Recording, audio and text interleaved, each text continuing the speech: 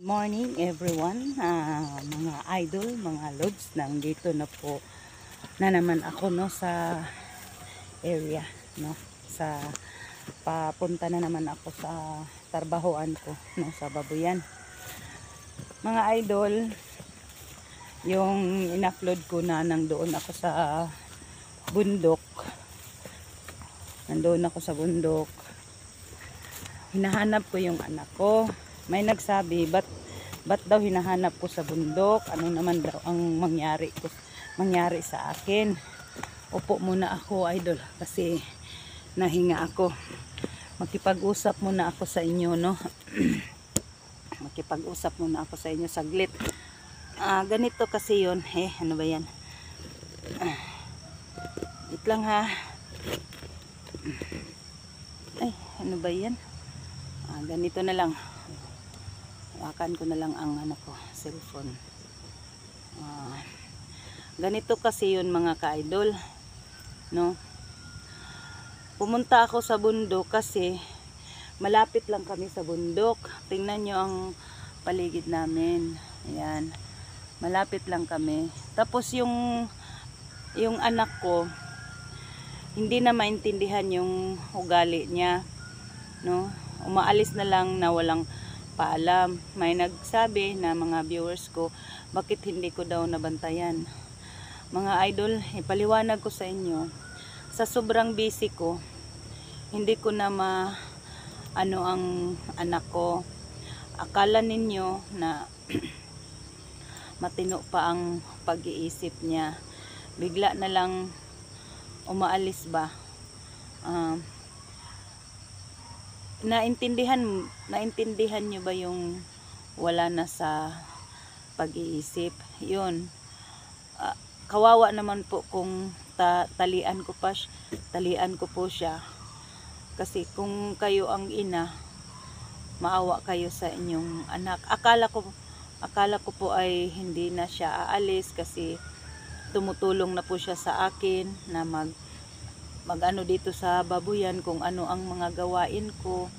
Yun, pag may siya mga idol, pag may hihingiin siya na pabor sa akin, pag hindi ko mabigay, agad-agad ay magtampo siya sa akin para maintindihan yung mga ka-idol. Wait lang ha, saglit lang ha. Yan mga ka-idol. Yan, makipag-usap ako sa inyo ng masinsinan para maintindihan nyo. Yung iba nagsabi na, 'di ba sabi ko sa iyo na huwag ka nang pumunta sa bundok.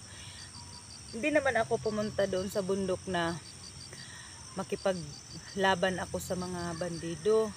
Ang hinahanap ko ang aking anak, na nagbaka sakali po ako na baka pumasok siya ng sa amin, yung baga bitaw manghagbas, manghurnal, ganun. Yun, doon ko na hinahanap sa bundok. Nagtanong-tanong na po ako. Tapos hindi ko man nakita, umuwi naman ako dito sa tinatarbahoan ko, Nahihirapan po ako mag-handle sa kanya mga ka-idol. Kasi hindi ko na alam kung ano ang gagawin ko sa kanya ba. Ano ang gagawin ko sa kanya mga ka-idol, kasi hindi na maintindihan ang ugali niya. Akala nyo lang na nagsama na kami ay masaya na ako, ganon. Pero grabe mga idol, grabe ang ko sa kanya ba, mag-adjust kung ano ang gagawin ko. Yun, alam nyo mga ka-idol, kung hindi ko lang siya anak, kumbaga ba mo surrender na ba, pero hindi pwede kasi anak ko siya. Umabot sa punto humingi ako ng tawad sa Panginoon na, Panginoon, patawarin mo ako. Minsan makasabi ako sa kanya kung hindi lang kita anak, bubugbugin na kita. Yun ang masasabi ko sa kanya, mga ka-idol, kasi hindi ko na alam kung ano ang gagawin ko, kasi mahirap mahirap na ikaw lang mag-isa, wala kang mapuntahan, wala kang masabihan sa mga problema mo, mga ka-idol, kasi malayo po yung pamilya ko, ganon, malayo yung pamilya ko, na wala akong mapagsabihan sa mga problema ko, mga ka-idol, no? Mahirap kasi na single mom ka. Yun lang ang ano ko ba, malaking problema ko, bit ko ito habang buhay, hanggang kamatayan. Ito ang ano ko. Sana, idol, kung may tao lang na tumutulong sa akin na ipagamot kong anak ko, matagal na siguro. Sinahirapan ako wala ako, kung ultimo pang ano lang, mga ka-idol, pang pa-check up ko sa doktor, nahirapan po ako kasi hindi po tayo makagalaw kung wala po tayong pera. Mayroon mang pera, pero ano lang ba, kasya lang sa pagkain araw-araw, kung ano ang kailangan natin, yun ang ano. Pero ang gustong gusto ko sana, mga idol, na maano ang utak niya, magamot. Kung may nagsabi naman sa akin na iparehab ko daw, ganon, sumasagot lang ako sa kanila, mga idol, na paano na to, na kung i-rehab siya, ako ang mag-ano doon, magpunta, magbigay ng mga gamot, ganon, sa ano, idol, sa laktod nga pagkaistorya. Wala ko'y pinansyal na ano ba, ng palakad-lakad sa ano ba. Ang iba magsabi na may ano man sa munisipyo, magpunta ka doon, inano ko na siya, idol, nagkonsulta na po ako na kung ano ang gagawin ba, na mahirap man may magtulong na gobyerno, tapos ano ka lang, idol ba, kumbaga pa i-guide ka lang, ihatid ka lang doon, pero lahat ng mga financial hindi ko kaya talaga, no? Ang gusto ko lang na magamot ko yung anak ko, pero wala talaga ako, mga idol.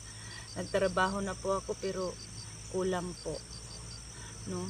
Sa ngayon, ako lang mag-isa papunta dito sa Babuyan, kasi wala siya umaalis po siya. Yun ang pinapaliwanag ko sa inyo, kasi may nagsabi naman niya, oh Inday, bakit ka naman bumabalik na naman dyan sa bundok? Bumabalik po ako sa bundok kasi hinahanap ko siya. Hindi ako porque bumabalik na tumutulong sa mga kasama ko. Mga ka-idol. Hinahanap ko ang anak ko kasi matagal na siya, 1 week na. Yung nakikita nyo sa Facebook na pinost ko siya, mula noon ay nagtampo siya sa akin, no? Nagtampo siya. Aaminin ko sa inyo na nagtampo siya kasi may hinihingi siya, pero hindi po ako papayag, kasi sabi ko sa kanya, anak, wag kang lumayo sa akin, dito ka lang, wag kang aalis. Sabi niya sa akin, magpasya lang ako, mama, doon saglit lang. Sabi ko, wag, kasi paano na yung pagkain mo? Yun lang ang sinasabi ko sa kanya. Tapos hindi na siya nag ano sa akin, hindi na siya umimik. Tapos umalis na siya, hindi na siya nagpaalam sa akin. Yun ang problema ko, mga ka-idol. Yun ang sinasabi ko sa inyo, na mahirap mag-handle na ikaw lang mag-isa, na yung anak mo may kapansanan. May kapansanan na po siya, mga ka-idol. Kasi yung anak ko, idol, sa totoo lang, ano siya uhaw ng pagmamahal ng ama, papa. ganun. Ah, Tapos nagkaano-ano na ba, kung naintindihan nyo, defreeze po siya mga ka-idol, defreeze, no. Yun lang ang ipaliwanag ko sa inyo. Siguro pagkatapos nito, na pagkatapos kong magpakain ng mga baboy ko, mga alaga ko, mamaya naman aalis naman po ako dyan sa tinatarbahuan ko, na maghanap ako sa kanya. Tapos kung hindi ko makita, uwi naman, kasi may trabaho naman tayo, no. So yun lang mga ka-idol, sana maintindihan nyo na kung pumunta ako doon sa mga bundok-bundok na makita nyo, i-video ko para malaman ng kanyang kapatid na saan ako nagpunta, yung kuya ng anak ko, malaman niya na doon na area para may matulong din siya. So yun lang mga ka-idol, no. Sana po ay maintindihan ninyo ako, no. Sana maintindihan ninyo ako. Ang paliwanag ko, unti-unti kong ipaliwanag sa inyo mga ka-idol ang problema ko. Dito ko lang sasabihin kasi wala na po akong ibang mapagsabihan,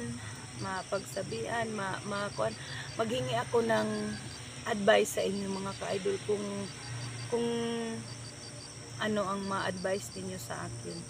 Yun ang dalang-dala kong problema, no. So yun lang mga ka-idol. Hanggang dito lang muna ang paliwanag ko sa inyo, no. God bless po sa ating lahat. Sana maintindihan niyo ako.